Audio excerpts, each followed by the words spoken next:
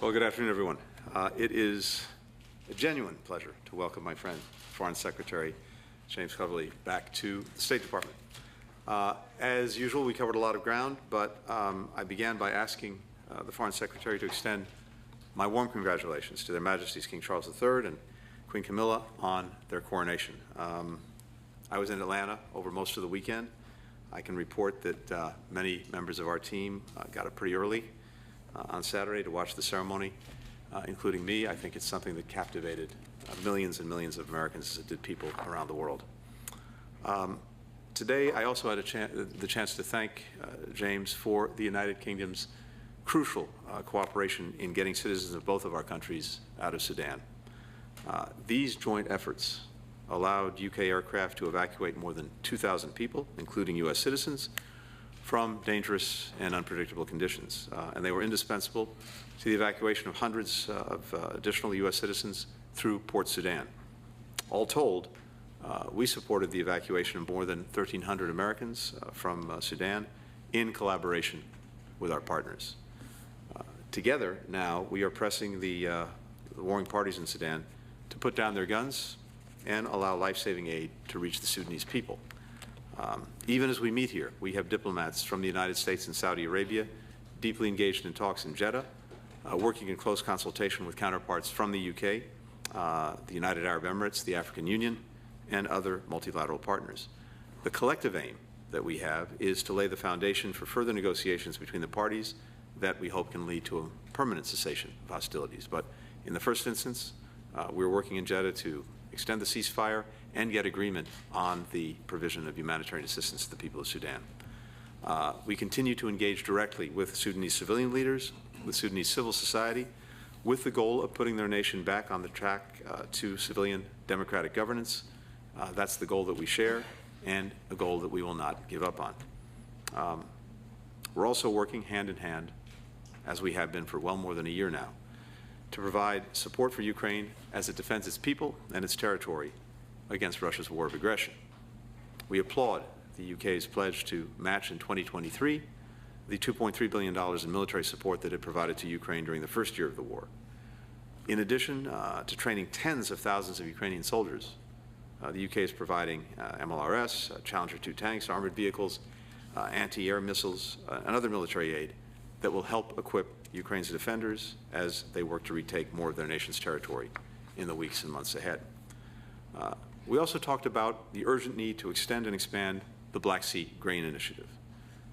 In recent days, Russia has once again returned to blocking ships from sailing to Ukraine's ports to pick up the grain, a cynical action that directly results in less food getting to global markets and to human beings in Africa, in the Middle East, and around the world who need that food. While we're grateful for the tireless efforts of Secretary General Guterres and our colleagues in Turkey working to break this impasse, the world shouldn't need to remind Moscow every few weeks to stop using people's hunger as a weapon in their war against Ukraine.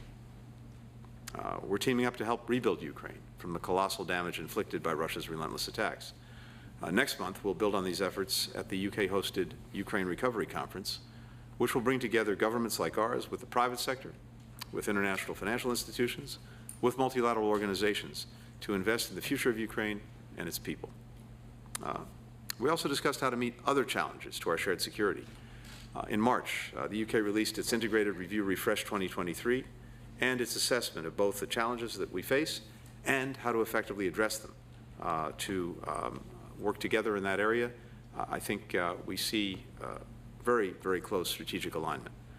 That includes when it comes to both our individual relationships and coordinated approach with China, which we discussed today. The vision that James set out a few weeks ago in his speech at Mansion House underscores the shared approach when it comes to key issues like ensuring peace and stability across the Taiwan Strait, as well as looking for ways to cooperate with China where we can work together to solve big challenges. That's what people around the world expect from great powers, and it's in our collective interest. I think it's also important to note that even as we focused today, as we do, on Ukraine, on some of the challenges represented by our respective relationships with China, we equally focused on a much broader agenda, and that is the needs, the concerns, the imperatives for people around the world as they deal and as we deal with the impact of climate change, food insecurity, as I've already mentioned, energy insecurity, global health, trying to provide for more inclusive economic growth through work that we and partners in the G7, as we're preparing for the leaders meeting of the G7, can help advance and support. That agenda is very much the focus of both the United Kingdom and the United States. James said something when we were together recently in Japan that I'll take the liberty of quoting here. He said, "The world is a healthier, happier, safer, more prosperous place when the United Kingdom and the United States work closely together, and it's in our mutual interest to do so." I couldn't agree more. And next month's visit by Prime Minister Sunak to meet with President Biden will offer us a chance to do even more of that, and we're very much looking forward to it. With that, the floor is yours. Secretary Blinken, Tony, thank you once again for hosting me here in Washington. It's always a pleasure to speak with you, to discuss the areas of bilateral interest, as well as the issues which affect the whole world. We did so recently at the G7 with our other friends in the international community. And thank you also for the kind words that you have said on behalf of your nation on the coronation of His Majesty King Charles III and Queen Camilla. Can I also thank the First Lady for joining us at this time of special celebration, a once-in-a-lifetime event made more special because we were able to share it with friends from across the world. Can I also put on record our thanks to the United States of America, and indeed you personally, for the huge amount of effort that you have invested in seeking peace in Sudan. It was a situation which unfolded whilst we were meeting at the G7 in Japan, and I commend the effort that you personally put in engaging with the generals, with the leadership of the warring factions to try and bring initially a ceasefire, and then your ongoing work, the ongoing work of the United States of America in trying to broker a sustainable peace. It should remind everybody that whilst we are, of course, working on the support that we give to Ukraine in their self-defense, and I'll touch upon that again in a moment, we are not distracted from the pressing issues of the day, and we deal with them effectively, we deal with them collaboratively, and we are able to do so because of the very strong bilateral relationship that our two countries enjoy, a relationship which is invested in regularly by the visits that we make over here. And as you say, I know the Prime Minister is very much looking forward to meeting with President Biden when he comes across next month. But also, we are very grateful to the President for his recent visit to the United Kingdom to celebrate the 25th anniversary of the Good Friday Agreement, a topic which I know is of great interest and passion to him, and we value your country's engagement on that issue. We remain committed to building peace and prosperity around the world, just as we are attempting to do in Sudan, and we continue to work towards that goal in Ukraine. Every time I come to the United States, I make a point of thanking your nation for the scale of support that you have given to Ukraine. You are the largest donor, both in military and economic terms, and I know that your support is incredibly important in their ability to defend themselves against this unprovoked attack from Russia. We, of course, spoke at length about the nature of that support, about the next few months, and the importance to not only look at the context through the prism of the conflict, but also to focus on the future rebuilding work that will inevitably be needed. We are very pleased, the UK is very pleased to host on behalf of Ukraine, the Ukraine Recovery Conference, where we will seek to build a coalition that will enable Ukraine to rebuild its country after this conflict has been concluded, after they regain their country back. And we value the United States of America's coordinating role in ensuring that the private sector as well as the public sector is heavily involved in that reconstruction.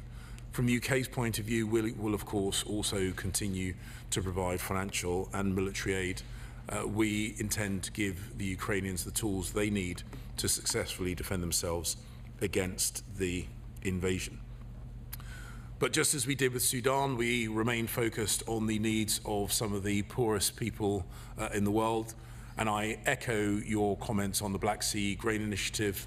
It is completely wrong that Russia uses the hunger of some of the poorest people in the world to pursue leverage during this conflict.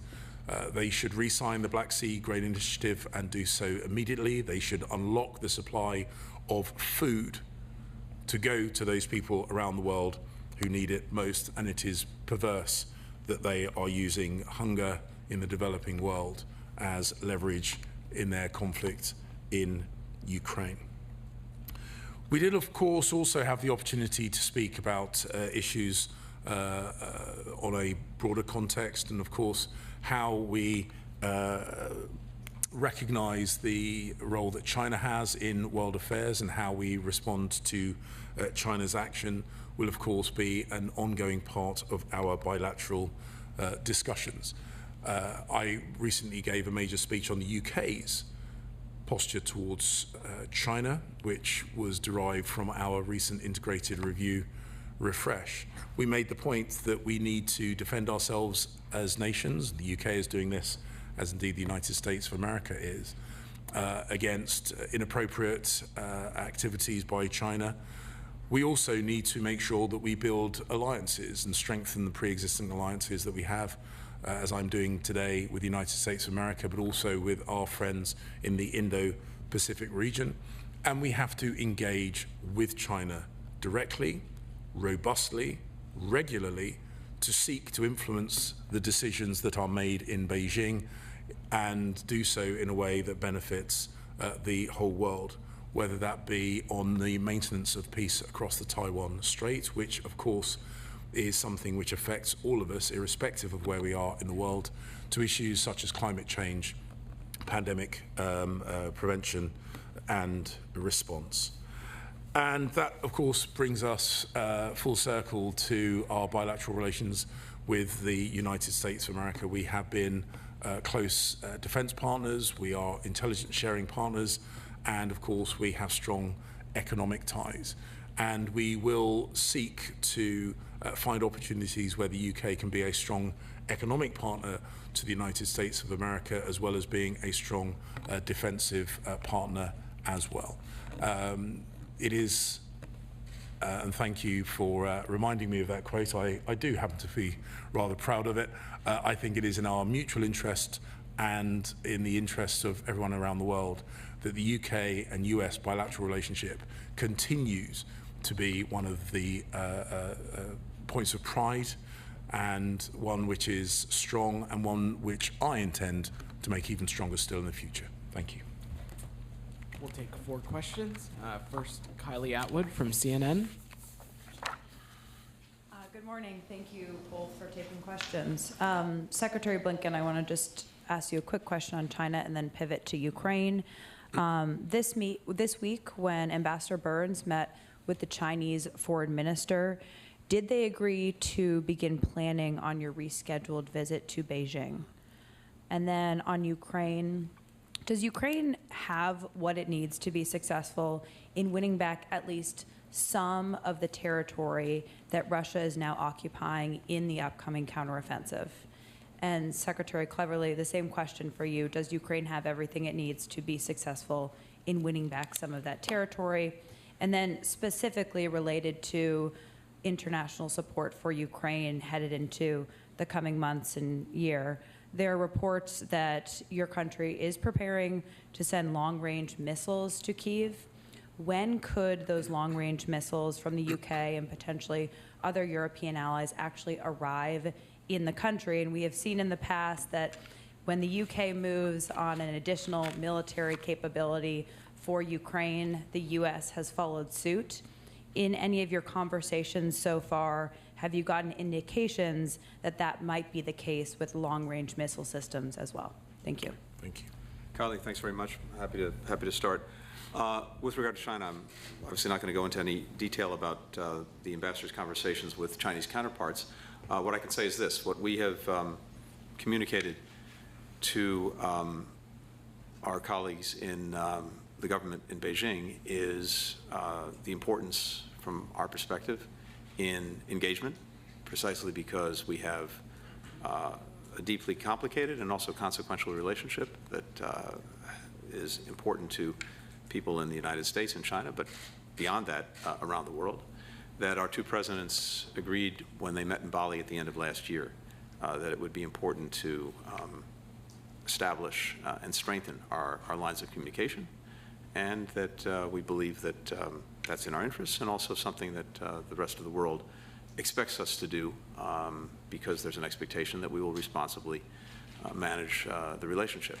And precisely because we have profound differences, as well as, I believe, some responsibility not only to manage those differences so that the competition that we have doesn't veer into conflict, but also the potential where it's in our mutual interest and where it answers needs that the world has as well, to find areas of cooperation that engagements the way that we try to pursue both of those responsibilities. So that's the nature of the conversation that we're having with China in this moment, and we'll see where that goes. With regard to Ukraine, all along from day one, in fact before day one, it's been our determination to make sure that Ukraine has what it needs to effectively defend itself against the Russian aggression. And throughout the more than 1 year of that aggression, we have worked very hard to adjust at every step of the way to what was needed at any given time. And right now, of course, the focus is on the Ukrainian efforts that we anticipate to try to retake more of the territory that's been seized from Ukraine by Russia over the last 14 plus months. I believe that the efforts that both of us have been deeply engaged in are very productive in terms of what more than, I think, 50 countries have been able to provide Ukraine. Secretary Austin has been leading a process, as you know, for many months where we have a coordinated process to do that. And as I've said repeatedly, it's not only the weapons, it's the training, and the UK has been engaged in significant training. It's making sure that the Ukrainians can maintain the systems that we provide them. And it's important, of course, that they have the right plans, again, to be successful. My own estimation is that they have in place across all of those dimensions what they need to continue to be successful in regaining territory that was seized by force by Russia over the last 14 months. Kylie, thank you. I'm going to take slight issue with one of the elements in your question, but thank you for highlighting that the UK has been very proactive in our support for Ukraine. We are very proud of the fact that we provided the anti-tank, the handheld anti-tank missile systems ahead of the February of last year's invasion by Russia, and those pieces of equipment proved very consequential in Ukraine's defense of Kyiv. But I also think it's important that we put on record that the United States, from the very start, has been very active, very effective in its support, and as befits a country of the scale and power of the United States of America, it is the largest donor of the allies. So I wouldn't want to imply that there's either kind of competition between us or anything else. We have, from the very start, worked in close coordination. The nature of our militaries is different. The natures of our political systems are different. There are some things that the UK is able to do more quickly because of the nature of our political system. And there are some things that the American system allows them to do different and better. It's not about always trying to replicate what our allies do. That's not the point of an alliance. The point of an alliance is that we support each other, that we reinforce each other in our work to help Ukraine defend itself. And as Secretary Blinken said, we constantly assess and coordinate with each other and with the Ukrainians to make sure that the support that we are giving them matches the needs at the time. Those anti-tank missiles at the early stages, air defense systems more recently, the training of their ground troops, the provision of armored vehicles and ammunition, and the ability for them to project effective force against Russian troops within Ukraine to push them out of their country. And we will continue to do so. It is a collaborative effort. It has proven to be very, very effective. And what we've seen over and over again is that the Ukrainians, both politically and militarily, have learnt quickly, have been relentlessly focused on using the support that we give them effectively, and have consistently outperformed expectations, certainly the expectations of Vladimir Putin. Well, look, you would, I'm sure, understand that anything to do with operational details about the nature, the timing, the scale of our support would be counterproductive for us to discuss publicly. We'll next go to Mark Stone with Sky News. Thank you both very much. Secretary Blinken, a question for you in a moment, if I may. But first of all, for Foreign Secretary Cleverly, it feels as though support for Ukraine is waning a little bit. You may disagree with that, but you can feel it on Capitol Hill with influential sections of the Republican Party and their base across America skeptical now about the seemingly never-ending support for Ukraine. If Ukrainians don't deliver a decisive victory over the next few months, how does Britain persuade America that they must continue to lead support for Ukrainian victory? And if you can't, what then? And a second question for you, if I can, just a little bit more on the long-range missiles. Can you give us any assessment of whether these long-range missiles will come and what effect that will have on the battlefield? And then in a moment for you, sir. Well, look, I've said this. Why don't you put your question on record? Okay, sorry, I will. Yeah, of course. Secretary Blinken, I want to focus with you on American priorities, if I may. Since the war started, there have been nearly 9,000 civilian casualties in Ukraine, according to the UN.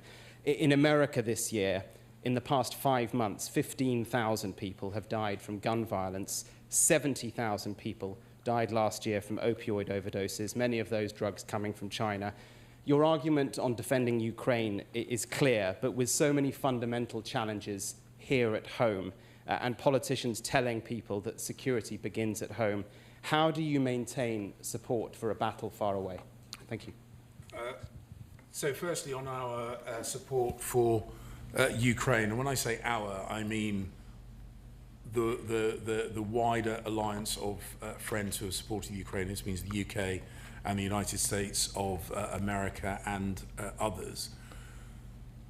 We need to recognize that the outcome of this conflict will have effect all over the world. I've said over and over again, the eyes of the world are watching. They are watching how we respond to this challenge. They are watching to see our resolve, and whether it be in capital cities or non-state actors, the message that we send now is really important. I think the message that we should send is that when we commit to something, we stick with it. We have the grit, we have the determination, we have the strategic endurance to see it through until its successful conclusion, and anyone watching should learn that lesson. I would also make the point that, of course, there has been an economic impact on people in the United States of America and in the United Kingdom. This is not a byproduct of Russia's invasion of Ukraine. This is part of the conflict. economic coercion through their restrictions of hydrocarbons, pinching off the supply of grain to the developing world. This is part of the conflict, is not a byproduct of the conflict. And we should recognize that if we do not re-establish the principles of the UN Charter, the foundation stone of peace in the post-Second World War era, that powerful nations cannot invade their neighbors with impunity, the world will be more dangerous, more expensive, more difficult. So this is not just about Ukraine, though of course the Ukrainians have been suffering enormously and it's right that we defend them. It is about us, and it is in our interest as well as the Ukrainians' interest that we stay resolute in our support, because it will become more painful and more expensive if we do not. And when it comes to the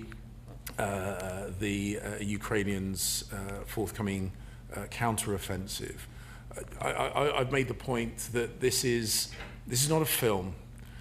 There are no certainties when it comes to conflict. The Ukrainians have consistently outperformed expectations, but there can be no guarantees in war. So we have to recognize that we are giving the Ukrainians a huge amount of support. As I said, they have learned quickly, they have adapted very, very successfully, and they have defended themselves incredibly effectively. And we need to continue to support them, irrespective of whether this forthcoming offensive generates, huge gains on the battlefield, because until this conflict is resolved and resolved properly, it is not over. And that's the message that I have spoken about back home in the UK, and I will continue to say to those friends and colleagues here in the United States of America as well. Thank you. First, I can only violently agree with my friend and strongly endorse what he's just said. We have exactly the same perspective.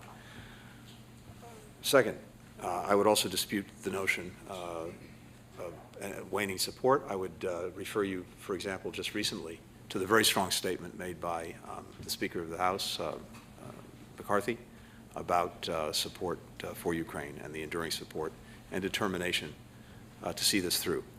But stepping back, there is not a zero-sum choice between some of the work that we're doing around the world and the work that we're doing at home. In fact, to the contrary, they're directly linked and they're mutually reinforcing. We've spent the last couple of years making historic investments in ourselves, infrastructure, our technological edge when it comes to semiconductors, making sure that the United States would continue to lead when it comes to dealing with climate change and producing the technology of the future, green technology for green economies. At the same time, working closely with our partners, we've revitalized, re-engaged our alliances, our partnerships. We've built new ones. The net result is that we are stronger at home, and our standing around the world is at, I think, the highest level that I've seen in recent years. And of course, we are, I was going to say walking and chewing gum, running and chewing gum at the same time, even as we are engaged in helping Ukraine defend itself against this Russian aggression for all the reasons the Foreign Secretary laid out. And as he said earlier, we are equally focused on a very broad global agenda that addresses the needs and concerns of people around the world as well as our own citizens. And of course, we're focused on challenges that we have at home. You mentioned opioids, synthetic opioids like fentanyl. We're relentlessly focused on that, and that is by definition a problem that is both local and global. We're in the midst of building a much stronger global coalition to deal with the ravages that fentanyl is producing. In the United States, it's the #1 killer of Americans between the ages of 18 and 49. So this is right at the top of our agenda. And of course, we're working very hard at home to deal with demand, to deal with treatment, to deal with recovery. At the same time, we're working very closely, including with our neighbor Mexico, on the law enforcement piece to break up the cartels, to break up the financing, to interrupt the distribution. But more broadly, we're also working to get at the global network that has the production of some of the chemicals that go into fentanyl being made halfway around the world, and then coming close to us, perhaps getting diverted into the illicit production of fentanyl, and then winding up in the United States.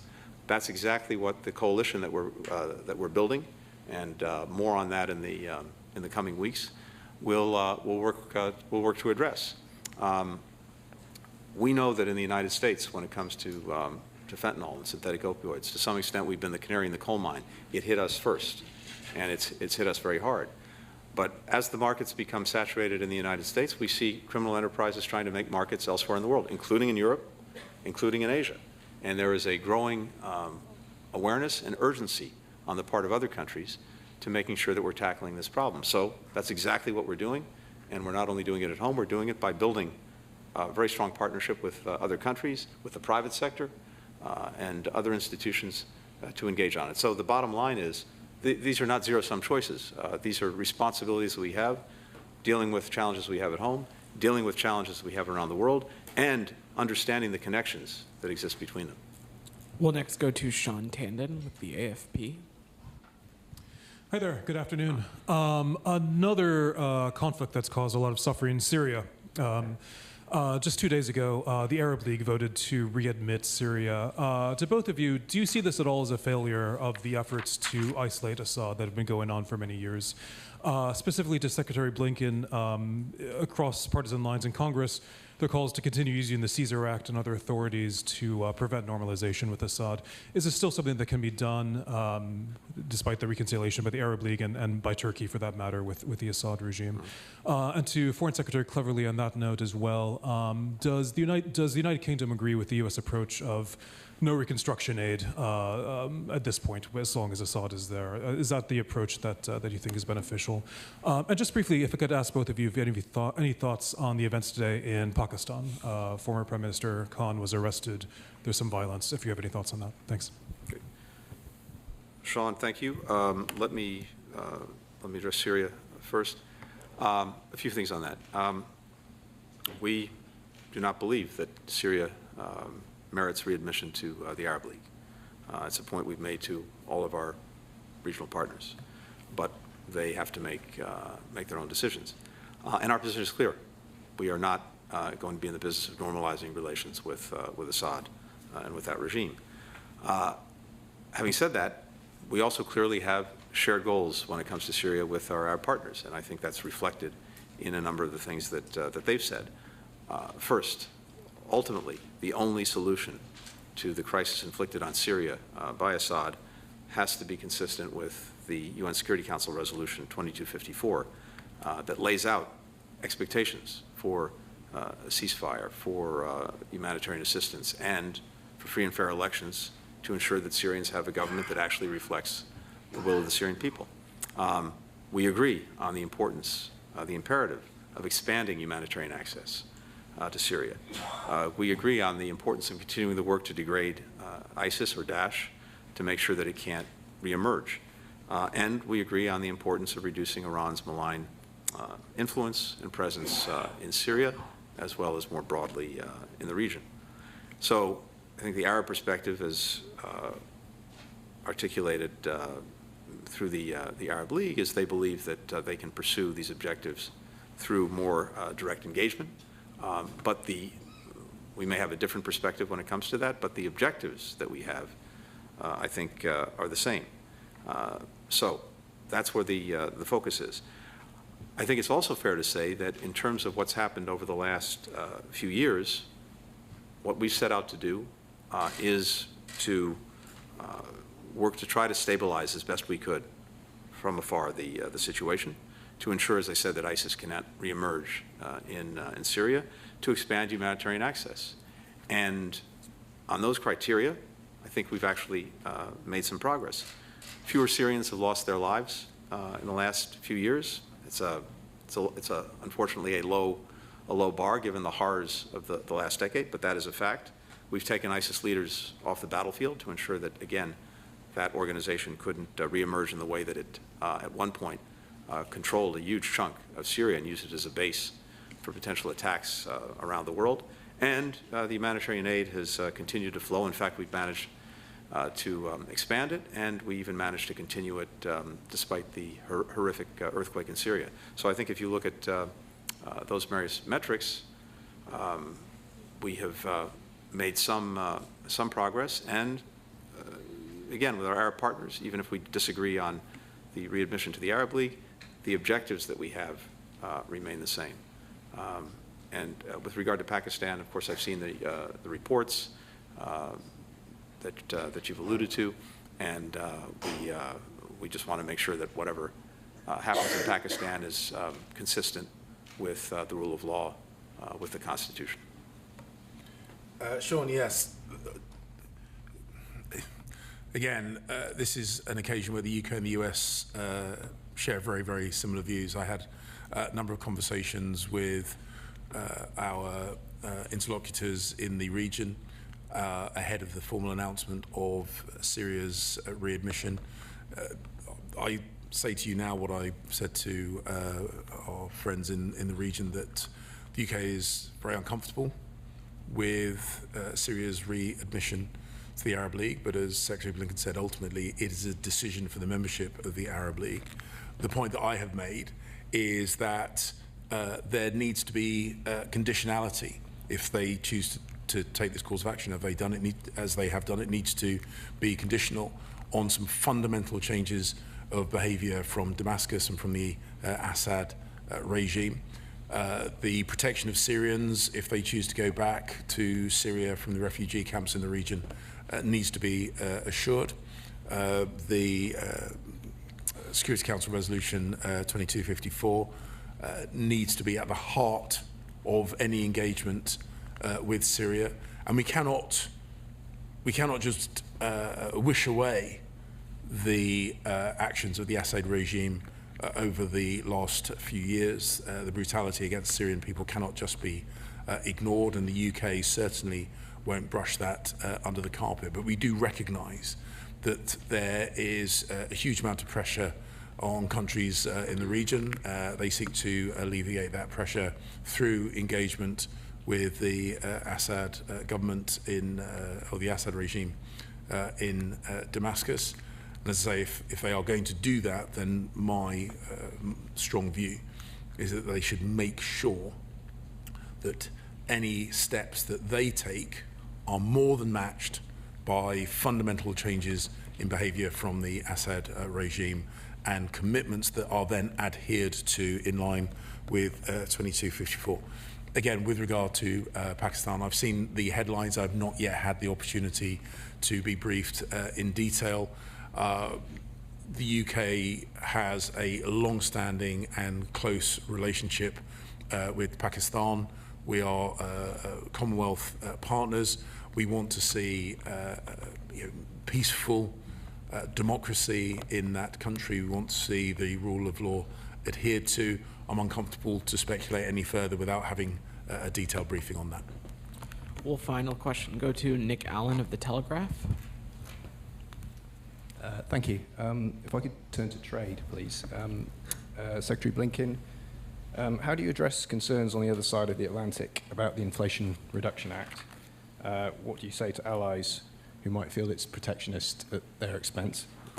And Foreign Secretary, in the absence of an FTA and with the emergence of the Inflation Reduction Act, what specifically are you pushing for to boost joint economic security and the bilateral investment relationship between the two countries? For example, was there any discussion today about critical minerals and a deal similar to the one with Japan? Thank you. Thank you. I think as we've said over these last months, our primary focus with the Inflation Reduction Act was making sure that we're making the appropriate investments in ourselves to make sure that we can deliver when it comes to continuing to produce the technologies that are necessary both for dealing with the climate crisis and that we're going to be, I think, central to 21st century economies.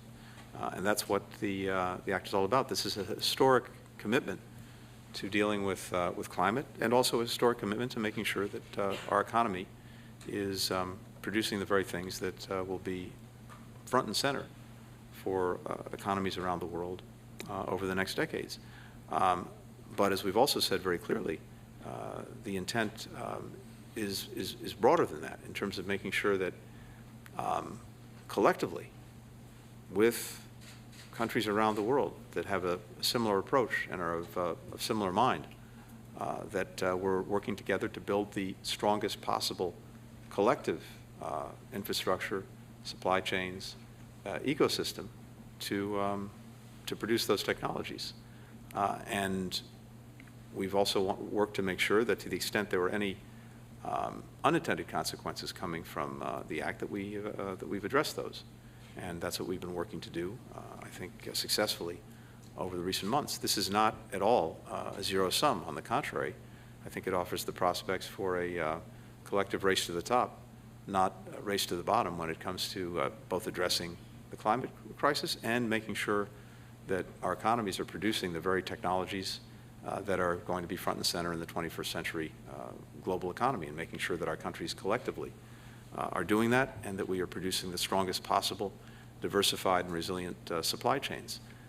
All of these things are connected. I think there are profound benefits in the IRA for many of our partners around the world, because again, we will be increasingly joined in a supply chain that we've been working to build.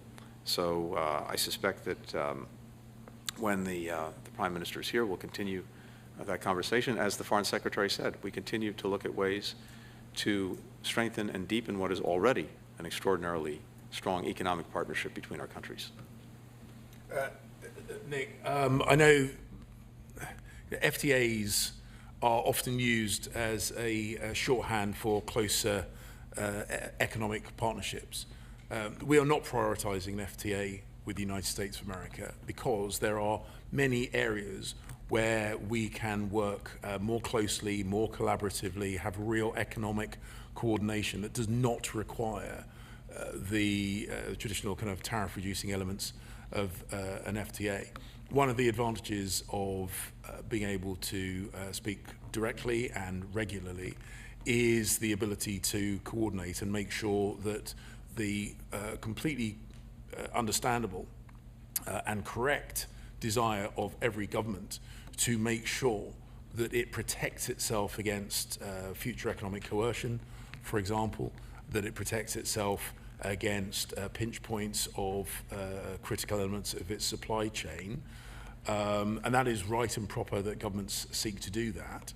But in doing so, also seeks the opportunity to work closely with like-minded friends and economic allies, in the same way that we are amongst the strongest defensive allies in the world as two member states of NATO. We are intelligence sharing partners through the Five Eyes intelligence sharing relationship.